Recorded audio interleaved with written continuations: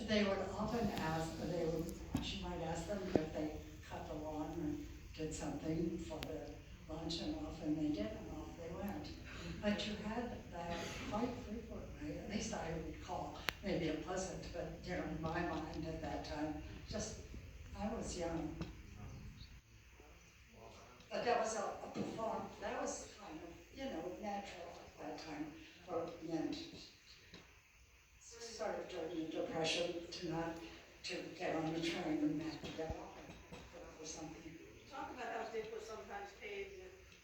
Oh, well, Dick was, you know, a wonderful person. There's a few things that he did that maybe people don't know about, but he, pro bono, worked for the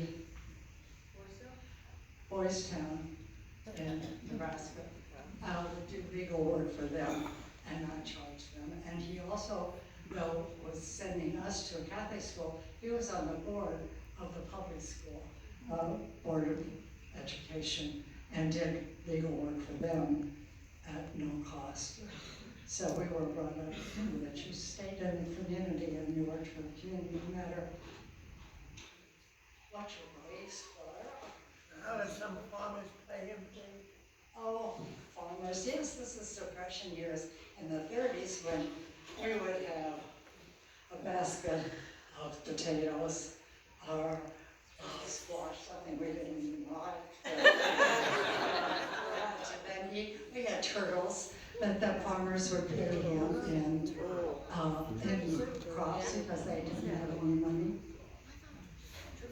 What about when Dick was shot by him in Quincy? His shooting. Well, Dick was walking over to the courthouse, which is across the street from his office, and a man called him over to his car, and Dick said, yeah, and he knew the man. The man said he was doing legal work for the man, and the man said, my taxes are too high, my wife's death or something. Dick said, I don't set the taxes, and you'll come to my office and see me, we'll work on it. He pulled out a gun and shot Dick. And Dick had his briefcase with him. And This is where Charles and Richard differ. Not who took the briefcase. that he gave his briefcase to Charles. But mother was in the office at that time. You know, he's just across the street, falling on the street. But when I came home from New York, and he said, you're wearing a black dress? You think I'm gonna die? Just smart, you know. That's Dick. Yep. That was typical. Typical. So what's your favorite story about each of your siblings? Or favorite memory of each of your siblings? Oh, this is This is hard. This is like Charles was active in sports too, but there was this difference. And also, Charles was a little easier to raise, I think. But Richard would start a fight, and with Dad, and right in the kitchen, we could always say, Dick, stop, you're turning red. But somehow they got raised, and they're good brothers. Richard took me aside and said, you're digging this guy in high school. And I really think that he's just not right for you. I said, well, I'm not going to marry him. And I said, but you're going with Pat Ludwig. And he said, yeah, but it's different for me than it is for her.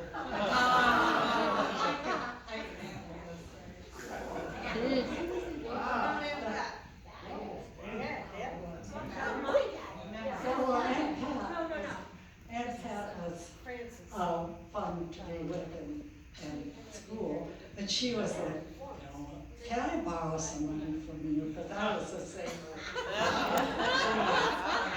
I'd say, well, how am I going to get paid back? I mean, I think we got $10, $5 a week or something from home. And so that's a lot.